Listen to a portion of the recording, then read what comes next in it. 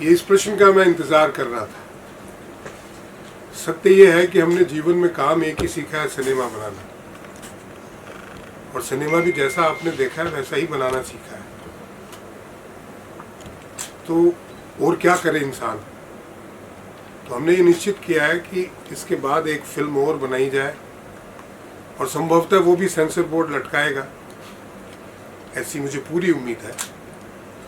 और आज इस फिल्म के प्रेस शो के साथ साथ हम उसका अनाउंसमेंट भी करना चाहते हैं। उस फिल्म का टाइटल है सलमा बाई का मंदिर और उसको डायरेक्ट कर रहे हैं ललित जी। उसमें रवि जी हैं एज एन आर्टिस्ट, सुरेंद्र जी कहाँ हैं, वो हमारे डीओपी हैं, बल्लू सलूजा एडिटर हैं, म्यूजिक डायरेक्टर अक्षय जी हैं और मैं उसका राइटर हूँ और प्रोड्यूसर ये दोनों ही हैं। अक्षय जी एक्ट कर रहे हैं उसमें क्या? ये सरप्राइज है। ऐसा करना चाहिए। कम से कम अभी रिएक्ट तो कीजिए कि आप क्या कर रहे हैं। मैं कुछ रिएक्ट नहीं कर सकता इस मामले में। मैं म्यूजिक जरूर कर रहा हूँ, ये मैं कंफर्म कह सकता हूँ, बाकी का मैं कुछ नहीं कह सकता। इसमें प्रयास करेंगे कि जो कुछ थोड़े बहुत नोन आर्टिस्ट हों या ज़्यादा अच्छे नोन मिल जाएं तो बहुत अच्छी बात है, पर एटलीस्ट नोन हो जिनकी शक्लें जनता जानती हो, उसका प्रयास करेंगे। ये आवश्यक नहीं है, अगर नहीं मिले तो थिएटर के कलाकार लेंगे। कब तक विचार है आपका इसको फ्लोर में? ये मई एंड तक जाने का विचार है। तो जैसे इस फिल्म की पृष्ठभूमि आपने उत्तराखंड रखी है, तो ये जो आपकी आगामी जो दूसरी फिल्म होगी, राजस्थान और पूरी म्यूजिकल फिल्म है। सलमा बाई का मंदिर टाइटल से ही आपको पता चल गया होगा, इसमें सलमा बाई का मुख्य किरदार है और कहीं न कहीं से आपको प्रेरणा मिलती है। इस फिल्म की प्रेरणा मुझे वी शांताराम जी, जो बहुत ही दिग्गज डायरेक्टर हुए हैं, उनकी फिल्म पिंजरा से मिली। कहानी बिल्कुल अलग है बट प्रेरणा उस फिल्म से मिली और मेरे बड़े फेवरेट डायरेक्टर रहे हैं मेरे गुरु के अलावा। तो सलमा बाई फाइनलाइज है कि क्या? सलमा बाई जिसकी किस्मत में होगी वो करेगी भाई। कोई बड़े नामचीन कलाकार के पास चले जाओ तो वो तो हमारी फिल्म से डबल तो खुद का ही मांग लेगी, क्योंकि सिनेमा बनाना इम्पोर्टेंट है। जब बेर मिनिमम पैसे में ये सिनेमा बन सकता है तो नहीं, वो तो दिखा, वो तो आपकी मेकिंग में दिख गया कि आप कैसे भी किसी भी परिस्थिति में बना सकते हैं, बेटर फिल्म बना सकते हैं। तो ज़्यादा से ज़्यादा संदेश देने का प्रयास किया जाए, क्योंकि फिल्म अब बनाने का मकसद ये है कि ज़्यादा से ज़्यादा लोगों को भारतीय संस्कृति से जोड़ा जाए, सनातन से जोड़ा जाए, हमारी भारत की फिलोसॉफी से जोड़ा जाए, ऐसा सिनेमा बनाया जाए। चलो फिल्म के बारे में तो देखने वाले बताएंगे, हमने तो बना दी जैसी भी बन पड़ी। तो आप जो पूछेंगे, आपके जो सवाल होंगे उनके जवाब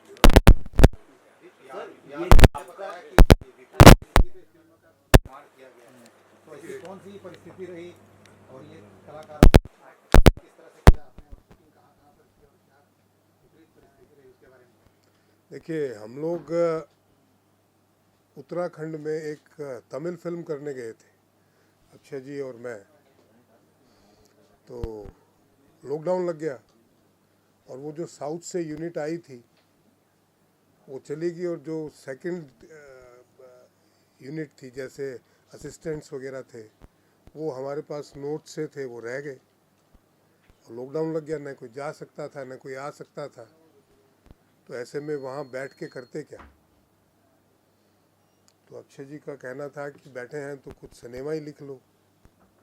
लिख लिया, फिर कैसे जैसे करके दिल्ली से कुछ कैमरे का इंतज़ाम किया गया और वहीं से कोई रोड कॉन्ट्रैक्टर, कोई बैंक मैनेजर, कोई ट्रैवल एजेंट, ऐसे कलाकारों का चयन किया गया। बाकी सब आपके सामने है। तो हमारे जी, ये आपका जो अभी जो गेटअप हम लुक देख रहे हैं, तो ये रियल लाइफ में ऐसा ही है, ये सिर्फ फिल्म में किया था और अभी आप करके आए हैं? थोड़ा आप पहले ये बताइए। नहीं, देखिए, I had been an assistant to Hrishikesh Mukherjee, Mukul Dutt, Kishan Sethi और ललित जी। तो 36 साल मुंबई में रहा मैं, और संभवतः ये मेरी आखिरी फिल्म थी एज ए डायरेक्टर। उसके बाद में गुरु महाराज मिल गए तो फिर गुरु महाराज के चरणों में समर्पित है। उसके बाद से यही, इस फिल्म के बाद से यही है, उससे पहले नहीं था। जब गुरु की कृपा हुई तो भगवान के रास्ते पे चल पड़े। फिल्म में दिखाया गया है कि जिस तरह इसमें जो है हीरोइन एक्ट्रेस है वो माता का जो भाव प्रकट कर रही थी, तो ये क्या सोच के मतलब दिखाया है कि पब्लिक को क्या दिखे इसको देखकर? देखिए, दो तरीके के लोग होते हैं, उसमें दोनों ही चीज़ें दिखाई है हमने।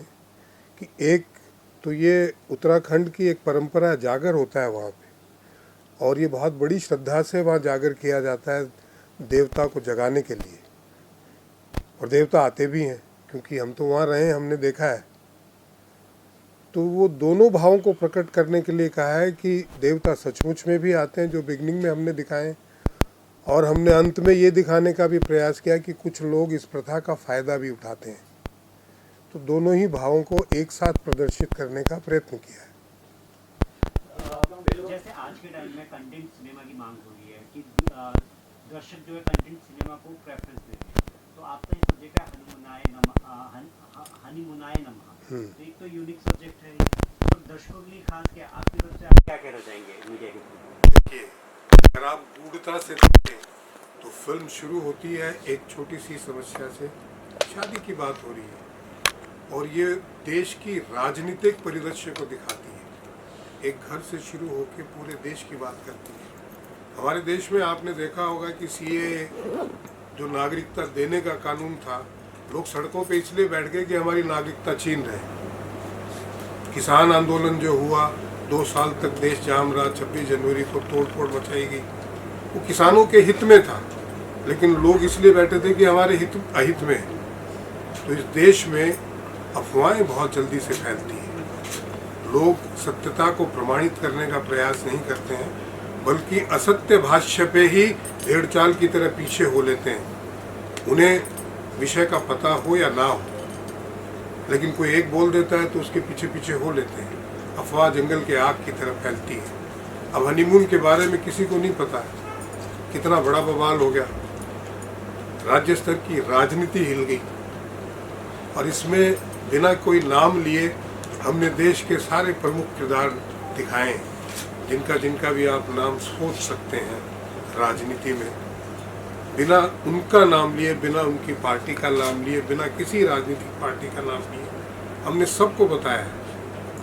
देखा फिल्म जाए की कहानी में राजनीति को जोड़ने का क्या कारण है? राजनीति तो हमारे घर घर में होती है। मैं एक ज्योतिषाचार्य हूँ, और मेरे पिछले 5 साल का अनुभव ये रहा है कि मेरे पास हर तीसरा फ़ोन आता है कि महाराज जी, हमारे घर में चाची ने ये करवा दिया है, भाभी ने ये करवा दिया है, काला जादू करवा दिया है, वो हमको बर्बाद करना चाहते हैं। तो घर घर में, हर चरित्र में राजनीति है। तो राजनीति से कहाँ बचोगे भाई? राजनीति से तो न सतयुग बच सका है, न त्रेता, न द्वापर, न कलयुग में कहाँ ही बच जाओगे। अच्छा, इसमें एक किरदार है पहाड़ों वाली माता का, लेकिन कई लोग इसको अंधविश्वास भी मानते हैं। सर सही है, तो ये क्या मतलब किस तरह से आप संदेश पहाड़ देना वाली चाहते हैं? माता का जो किरदार है, जो मंदिर हमने दिखाया है,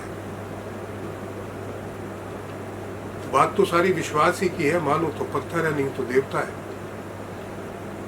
हम भी नहीं मानते थे, हम भी आप ही की तरह सिनेमा से थे, हम भी अंधविश्वास ही मानते थे, लेकिन जब हमें प्रत्यक्ष में अनुभव हुआ इन चीज़ों का, गुरु महाराज की कृपा हुई, तो हमें वही पत्थर देवता लगने लग गए। बात तो सारी विश्वास ही की है। स्वयं पे नहीं रखोगे तो चल भी नहीं पाओगे एक कदम।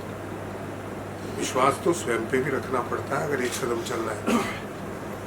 ये चीज़ पब्लिक या लोगों को कहें तो इस चीज़ को पाखंड समझती है, उनके लिए आप क्या कहना चाहेंगे? देखिए, लोग तो मौत से भी डरते हैं, किसी ने देखी है क्या?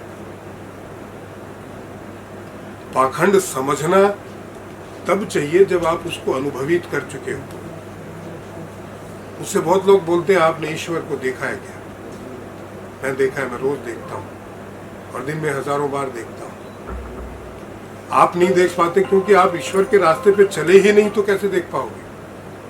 अब बम्बई की ट्रेन में बैठोगे तो बम्बई पहुंचोगे। अब मद्रास की ट्रेन में बैठे और कि आप अपेक्षा करते हो कि आप बम्बई पहुंचोगे, तो ये तो मुश्किल है भाई। आप अगर उस चीज़ को व्यक्तिगत रूप से अनुभवित करते हैं, उसको आत्मसात करते हैं, और फिर अगर आपको लगे कि अंधविश्वास है तो आपको कहने का हक है, पर चलता कोई नहीं, सिर्फ बोलते हैं। राम तो सहज उपलब्ध है, कोई राम के रास्ते पे चले तो सही, पर लोग कहते हैं राम देखा है क्या आपने? अरे भाई देखोगे तब जब चलोगे। अब इसी सिनेमा की अगर बात करें तो असंभव था ये। हमारे पास न पैसे थे, न कैमरामैन, न कैमरा, न ट्रैक, न ट्रोली, न लाइट, न आर्टिस्ट। असंभव है ये। 1913 में जब फिल्म बनी थी तब भी ये सारी चीजें थी, पहली फिल्म बनी थी तब। हमारे पास तो इसमें कुछ भी नहीं था, पर सिनेमा आपके सामने है। तो मैं ये नहीं कह सकता कि आपके पास कुछ नहीं हो तो सिनेमा नहीं बन सकता। राम की तो बात ही दिक्कत है।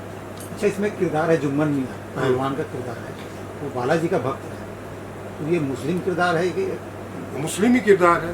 बालाजी का? देखिए, आपने शायद नहीं देखा होगा, पर मैंने देखा है भारत में जहाँ जहाँ अखाड़े होते हैं, चाहे वो मुसलमान का हो चाहे वो हिंदू का हो, वहाँ हनुमान जी की का एक नाम का पत्थर लगा होता है। इसमें कोई बुराई भी नहीं है। अगर जुम्मन मियां हनुमान जी को मानते हैं तो इसमें बुराई क्या है? हमारे देश में पहले सब राम राम बोलते थे, कन्वर्ट होने के बाद भी। ये अभी ऐसा जमाना है कि लोग राम के नाम से चिढ़ने लगे हैं कुछ लोग, उसमें से भी 10% है। 90% आज भी गांव में राम राम ही बोलते हैं। मुझे बोलते हैं तो मुझे अनुभव है इसका। फिल्म का टाइटल है हनुमानाय नमः, तो इसका जो अंत होता है तो इसमें अंत में क्या मैसेज जा रहा है दर्शकों को? देखिए, मैसेज यही है कि बिना सोचे समझे किसी भी बात के ऊपर, बिना उसके गह तक जाए, आप अंधों की तरह पीछे ना चलें, भेड़ चाल की तरह। ये हमारे देश की प्रॉब्लम है, खाली एक गांव की या फिल्म में एक विषय की प्रॉब्लम नहीं है। मुझे ये आइडिया इसलिए आया था कि एक फिल्म आई थी फौजी की फैमिली, और वो सुपर डुपर हिट हुई थी। उसके कई सारे पार्ट बने थे, पंजाबी में, हरियाणवी में, और उसका सब्जेक्ट ये था कि वो फौजी बोलता है कि मेरी फैमिली आने वाली है और उसको जो है आप थोड़ा इंटरटेन कर देना। गांव में चिट्ठी लिखता है, उसके लोग आते हैं, मेहमान आते हैं, तो वो सारी फिल्म में यही देखते रहते हैं कि फैमिली कहाँ है। ये तो लोग आए, मेहमान आए, फैमिली किधर है?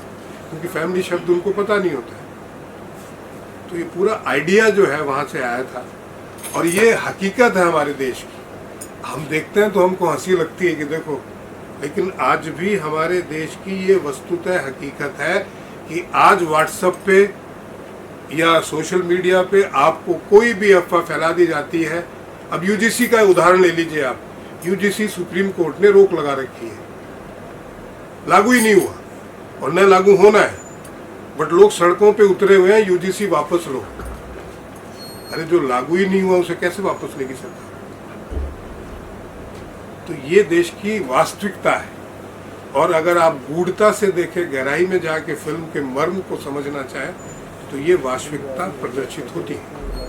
महाराज जी, ये बताइए, आप जो सेंसर आपको प्रॉब्लम कर रहा है, बोल रहा है कि भाई ये फिल्म ही जो है, मेरी फिल्म को स्क्रैप कर दो आप, ऐसा उसमें आपको क्या लगता है कि ऐसे कुछ विषय है जिनको लेकर उनको प्रॉब्लम?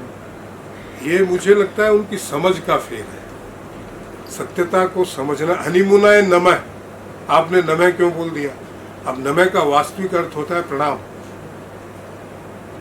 तो आप सोचिए, इस टाइटल के अलावा इसका और कोई टाइटल रखा जा सकता था क्या?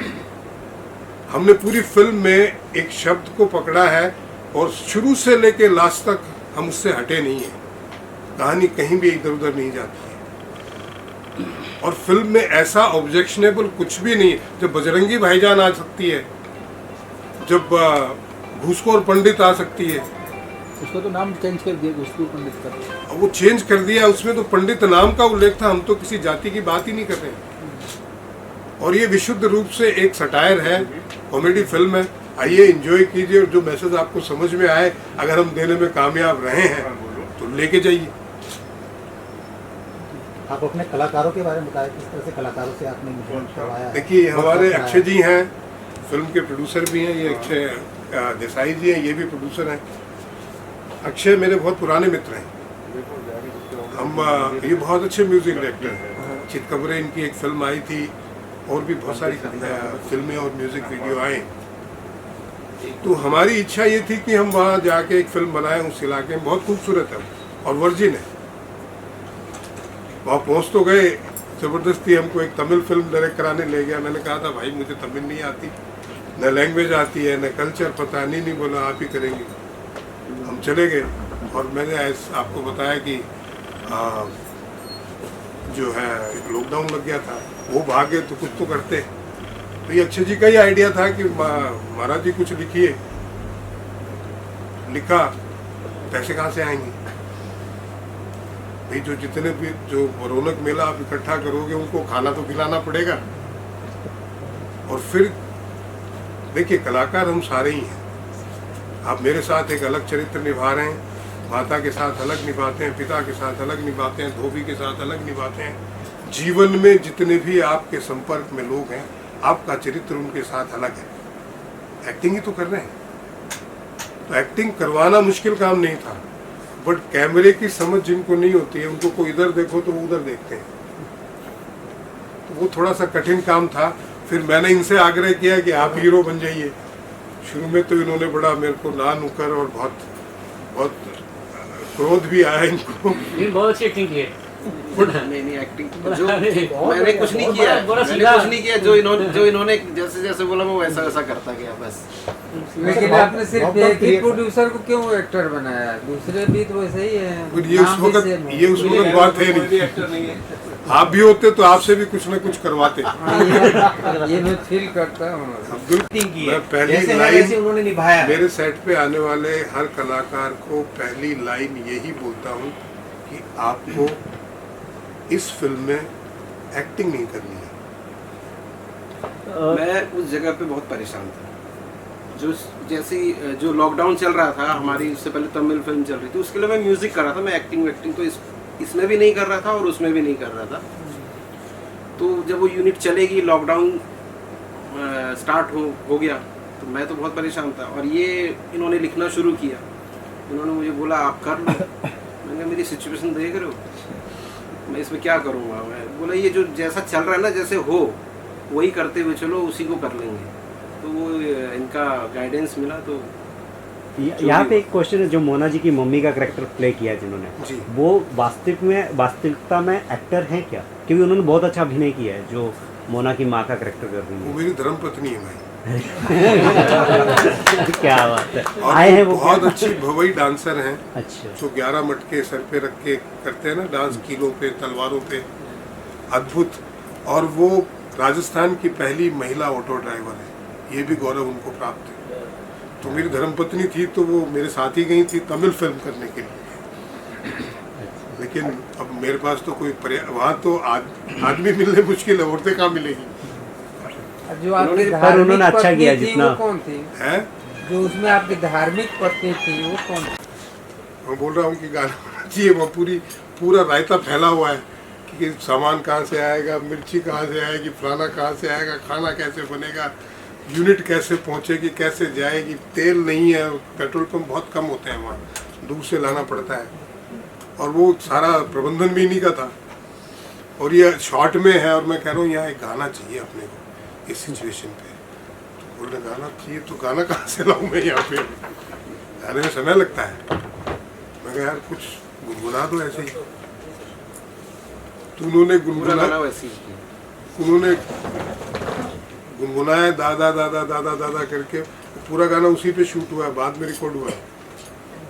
अच्छा, अभी तो परिस्थितियाँ बिल्कुल सहज सुलभ है, बदली हुई हैं। तो इस टीम से आगे कोई और अच्छी फिल्म की उम्मीद करें जो रोमांटिक होगा? मैंने जिन डायरेक्टरों को असिस्ट किया मैंने आपको बताया, उनमें ऋषिकेश मुखर्जी हैं, मुकुल दत्त हैं, किशन सेठी हैं, मंगल ढिल्लों हैं और ललित जी हैं। मैंने इनसे सीखा ही ये कि भाई हम कोई साबुन तो बेचते नहीं है कि आप 100 रुपये की टिकट लोगे, आप वापस आओगे तो आपको साबुन मिलेगी। तो आप वापस क्या दे रहे हो? मेरा जीवन में एक नियम है, अभी विशेष करके जब से गुरु महाराज मिले हैं, कि मैं फ्री में पानी भी नहीं पीता किसी का। तो जब मैं अपने दर्शकों को के 100 रुपये 1000 रुपये आज थिएटर में जाने के लिए खर्च करवा रहा हूँ, तो उनको वापस क्या दे रहा हूँ? तो फिल्म इसी सोच के साथ बनानी चाहिए, ये मेरे गुरुओं ने सिखाया है कि भाई जब वो वापस आए तो बहुत कुछ लेके आए, और ऐसा लेके आए कि उतने पैसों में वो चीज़ वो कहीं से नहीं ले पाए। तो ये एक सोच है, वो हमने किया। सर कितने दिन में कंप्लीट हो गया प्रोजेक्ट? 21 दिन में। ये कोई आसान काम नहीं था, बहुत रायता फैला, जबरदस्त। हर आदमी ने अपने हिस्से का रायता फैलाया। उसके ऊपर एक नई फिल्म बन सकती है, क्योंकि जिनको बेचारों को सिनेमा नहीं आता वो तो जो कर सकते हैं वही करेंगे। आप 50 लोगों की भीड़ इकट्ठी कर लो, आ जाओ सिनेमा के नाम से इकट्ठा हो जाएंगे, एक शॉट लेते बोलेंगे हो गया चले, शाम तक थोड़ी रुकेंगे। म्यूजिक सर, बहुत दो अच्छा लगा दिन महाराज और इसका। टाइम लेते आप रहा और हनीमून कंटिन्यू रहा, खत्म होने के बाद, कंप्लीट होने के बाद ये माइंड में कितने दिन तक कंटिन्यू चलता है? नहीं, ये तो अभी देख रहे तो अभी भी ये कंटिन्यू चल ही रहा है माइंड में। वही मैंने सर से मैंने बोला भी, मैंने कहा ये चैप्टर पता नहीं कब क्लोज होगा, अभी तक दिमाग में वही चल रहा है, कुछ नया करें। ये अभी आप देख रहे हैं, आपके लिए एकदम नया मेरे लिए बनाने वाले के लिए तो एक बहुत लंबी प्रोसेस है। मैं तो एज ए म्यूज़िक डायरेक्टर ही इनके साथ जुड़ा था, ये म्यूज़िक ही करना था। अभी कह रहे कि मैंने बोला ऐसा ये फिल्म को बनाते हैं, वो मैंने बोला, लेकिन मैंने ये नहीं बोला था कि मैं उसमें एक्टिंग करूँगा। तो आपने क्या क्या प्रयास किया इसमें, क्या क्या वर्कशॉप, किस तरह से वर्कशॉप किया अपने आप को? ये लिख रहे थे जब जिस टाइम पे फिल्म, तो इन्होंने मुझे बोला कि एक मोना का एक कैरेक्टर है, उसके लिए किसी से बात करो, किसी को लेके आते हैं और इस तरह का कैरेक्टर है। तो मैंने प्रयास किया, इन्होंने भी अपने लेवल पे प्रयास किया। हम ऐसा नहीं कि पहले ही मुझे बोल दिया कि मैं करूं इसको। तो लॉकडाउन था, और लॉकडाउन के बाद भी लोग ट्रैवल कर नहीं रहे थे। मुंबई से, यहाँ से भी हमने कई लोगों को कांटेक्ट किया, लेकिन कोई आना नहीं चाह रहा था। कैमरा फेस करने में अच्छे के पसीने छूट जाते हैं। बिल्कुल तो मेरे ऐसा भी पसीने छूटे, कितने पसीने बहुत बहुत बहुत बुरी तरह से पसीने छूटे। वो तो इनका सब्र है कि एक एक टेक को मतलब मुझे 50-50 बार किया है तब जाके ये हुआ है, और इनका पेशेंस लेवल है कि वो करवाए इन्होंने मुझसे। सर इसमें म्यूजिक तो बहुत अच्छा दिया आपने, एक उत्तराखंड का सॉन्ग दिया आपने जी। तो वो जो गाने के बोल हैं, शब्द हैं, जी, वो जी। किस तरह से मतलब आया? वो उत्तराखंड की लैंग्वेज में ही जी। है, और एक तरह से वो जो लिरिक्स जो आप सुन रहे हैं वो ट्रेडिशनल लिरिक्स है। वो एक तरह से जैसे आपने अभी जैसे इन्होंने बताया कि माता आती हैं, देवता आते हैं, जी जी। तो उनको जगाने के लिए, उनको सामने बुलाने के लिए, उस तरह के उसमें वो लिरिक्स हैं। और जो जिन्होंने गाया वो भी वहाँ के बहुत सुप्रसिद्ध सिंगर हैं, नैननाथ रावल, उत्तराखंड के। आपने जो गाना लिखा है, जब आप रोमांटिक हो